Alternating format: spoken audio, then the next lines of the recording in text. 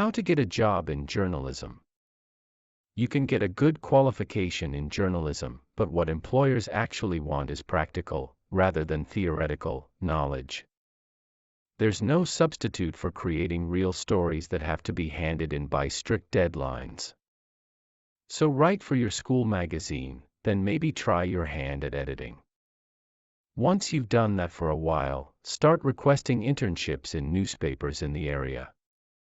These are generally short-term and unpaid, but they're definitely worthwhile, since, instead of providing you with money, they'll teach you the skills that every 21st century journalist has to have, like laying out articles, creating web pages, taking good digital pictures, and so on. Most reporters keep a copy of every story they've had published, from secondary school onwards.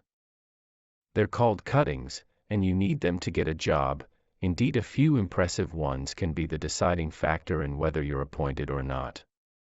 So start creating a portfolio now that will show off your developing talent.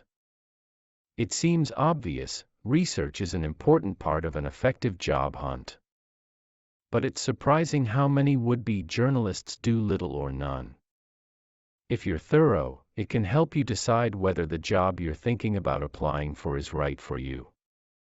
And nothing impresses an editor more than an applicant who knows a lot about the paper. There are two more elements to an application: your covering letter and curriculum vitae. However, your CV is the thing that will attract an editor's attention first, so get it right.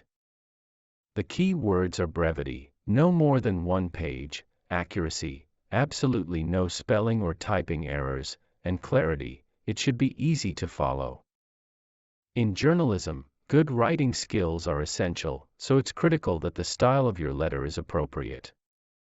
And make sure it conveys your love of journalism and your eagerness to do the work.